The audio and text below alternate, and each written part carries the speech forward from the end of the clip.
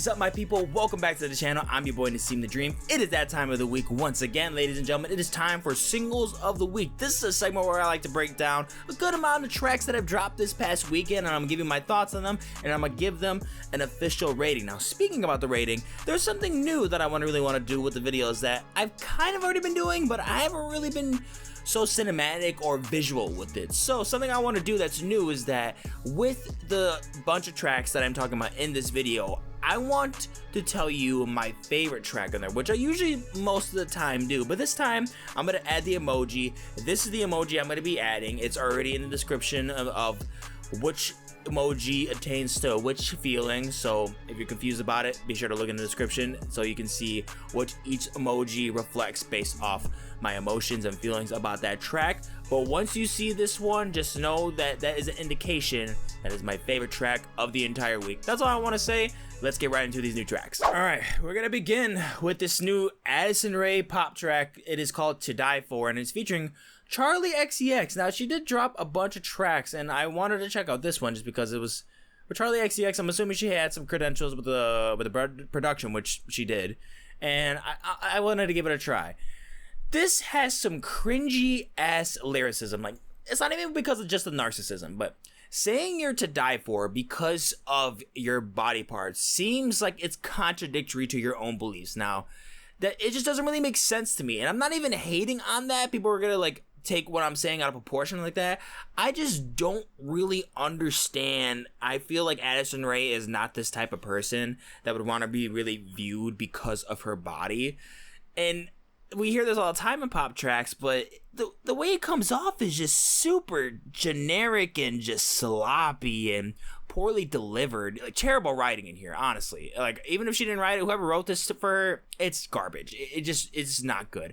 And, you know, I'm gonna say that Charli sounded decent on here. Like, she brought in some quality that's in here. You can hear in the production that she's definitely bringing in some value in here, but this is nonsense. Please stop this cringe. All right, then we're gonna move on to this new PEEKABOO track with Flowdan, Skrillex, and G-Rex, and it's called Batters.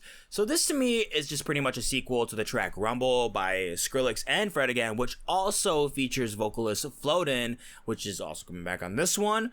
But, you know, the reason why I say this is because the tone is basically the same in the exact room that Rumble is in. The aggression is also very similar to it too, just different synthesizers in here, really. More just like kind of like some like plugs that are mainly used.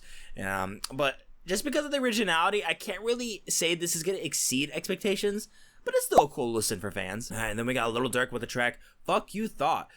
You know, he is just really offbeat at times, and it really throws me off. It is super sloppy, but you know, for Durk's discog, I also wouldn't say that this adds that much more depth or growth. It's just kind of just very uniform to his normal stuff.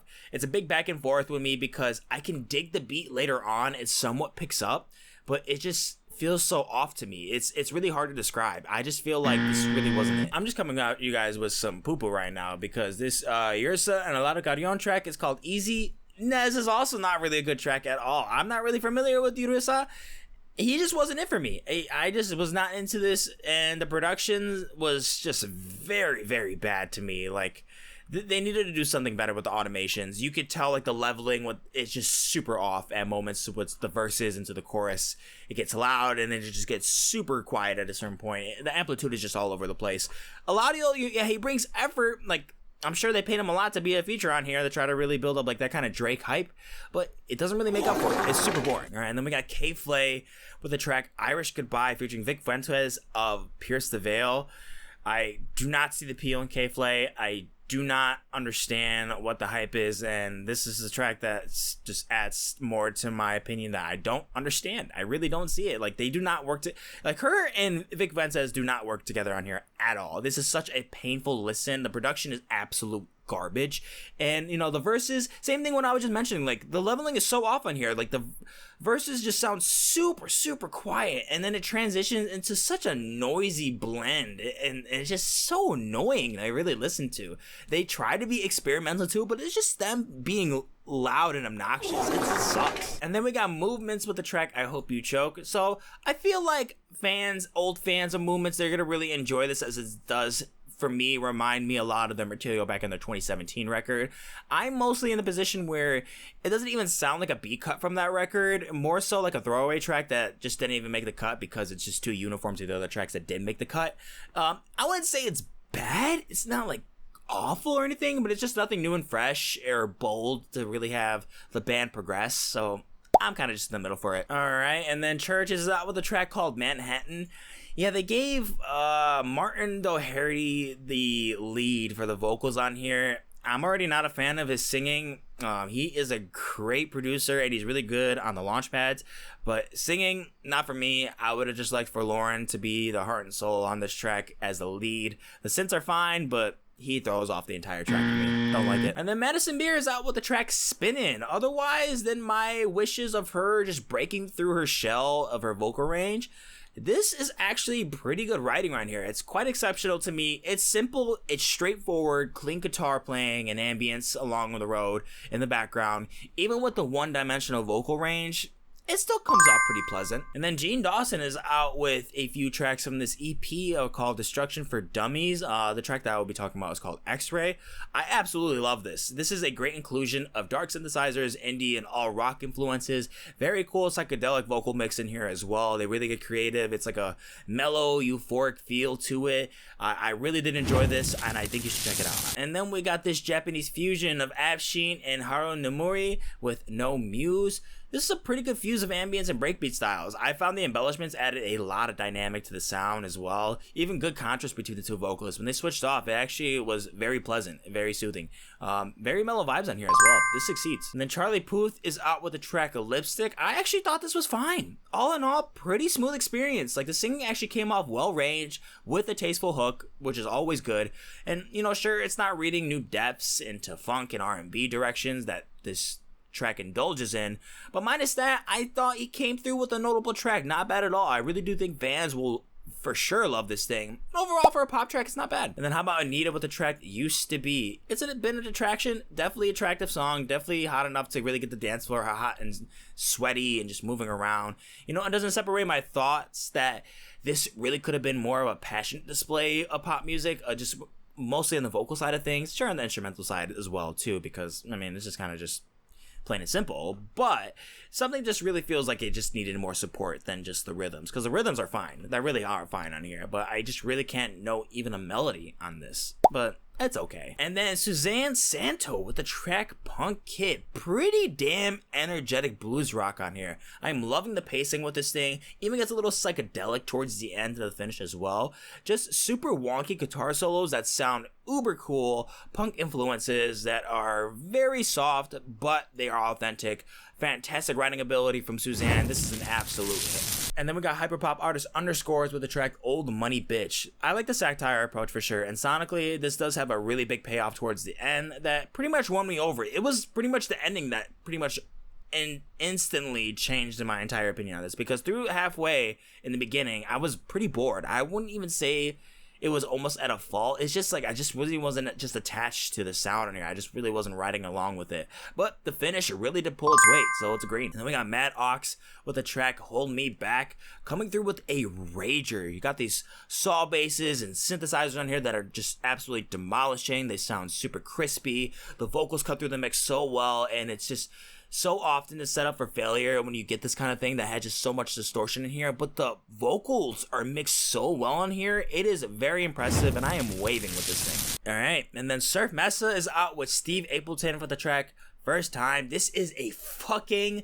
slapper for house pop, guys. This is the next big hit from Surf Mesa. I'm saying it right now. You're gonna see it on his top 5 for Spotify for sure. I am loving what he's doing with these dance aesthetics right here. Amazing feel-good track. Really pushed through with some very powerful, infectious dance music. And Steve Appleton, not bad. So yeah, fire. And then we got BABYMETAL with the track METALI featuring Tom Morello, guitarist for Rage Against the Machine. You know, I really wasn't sure how I'd really feel about this, just because combos like these, they usually don't really live up to the hype, but I thought this was just a fun ass ride. This was just awesome. This instrumental was just running wild the entire time. So much adrenaline pumping from start to finish. The riffs and breakdowns are just absolutely insane, and I thought the song was just hella fun. It's not gonna be for everybody's. I feel like a lot of people are gonna think this is absolute shit, but I enjoyed it. I'm giving it a flame. Then we got everything with the track Luddites and Lambs. I am giving this like a feel of like a country rodeo, that like square dancing, you know, when they're like locking elbows and they're just running around the circle. I am getting that vibe from this a lot. A boatload of fun on here, just kicking and screaming on the dance floor with your high boots and just keep on rocking. That's the model for this one. It's fun. And then Justin Vernon, aka Bon Iver, but just coming in as Justin Vernon with the track Easy. Mr. Vernon is deciding to indulge in some melancholy with a beautiful piano ballad on here. I felt the heart to heart on here. Absolutely endearing track. It's nothing astonishing, sure, but I feel like it feeds the mind and soul, man. Like, this is something that could possibly release some stress, some sadness, whatever you're feeling in the day that just you need to just release, man. Just get that out of your system, because it's a beautiful track. It's simple. It's just, you know, for the mind and soul. And then we got Japanese sludge metal band Boris with the track Wareruraido. Wareruraido, I think that's how you say that. This is a taste of the new record that just dropped. It's called Heavy Rocks 2002. You definitely feel that on par with the influences of that era of sludge music, because guys, this shit fucking rules. This shit is so noisy. It's just so fucking chaotic. It hits so hard. It feels so vintage. I cannot wait to hear this whole thing. Next week, I'm coming out with a review. And then Genesis Owusu also coming out with a banger with the track Stay Blessed, going on with a punk rock fusion this time that also feels so classic, like it does like out of the 80s. It's really channeling that English Invasion influence in this. Unique vocal moments in here as well that embark curiosity to new findings, making this a very adventurous track, and simply great songwriting. Once again, great song from Genesis Owusu. You need to check out Genesis. And then Polo G is out with one. This one was actually pretty decent, bringing in the inner feel with the pianos on this. Polo really coming through, sounding pretty nice. If you heavily intake in the rap niche, you're not necessarily gonna find a bunch of new things on this song. I necessarily really didn't either, because I kind of know what to somewhat expect with these certain melodic rap tracks. But as a Polo G fan, I feel like I would personally be shocked if you didn't love this, because I think this is, for him, a pretty good track. Melodically, I feel like it's exceptional. Really good on Polo G's behalf, if you ask me. I would probably give it a little bit in the middle. I could see that tipping over more so to the green side, so I'm just gonna give it a yellow. Alright, and then the track that I chose to react to this week is from Doechii, and it is called Booty Drop. Be sure to wait to the very end of the video so you can check out my reaction of Doechii's Booty Drop. It is such a fun track. You are gonna want to see that reaction. A lot of laughs, a lot of giggling, and just a lot of vibes. It's just a lot of fun. Right here, I'm gonna give you my official rating. I'm gonna give it the flame. Be sure to check out that video to see why. And guys, here it is, the last track of the week that I'm gonna react to from And here it is, guys, the last track on this list from Sufjan Stevens. It is called So You Are Tired. This is by far one of the most jaw-dropping and endearing, ultra-inspiring pieces from Sufjan Stevens that I've ever heard from him. This song just can't get any more perfect, any more delightful, any more beautiful. The orchestration alone is to die for. But even vocally, the assembly is just so incredibly impactful and well mixed and layered. This is by far one of the best from him, and this is my favorite track of the week. And that is it for this week's Singles of the Week, guys. Thank you so much for watching the video. If you enjoyed, go on and like, share, and comment down below of what you thought of these tracks. Do not forget to check them out all for yourselves. They are all linked down in the description below. Be sure to let me know what you guys think of them down in the comments below. Thank you guys so much for watching. Do not forget to like and subscribe to get more content. And I'm going to catch you in the next one. Doses.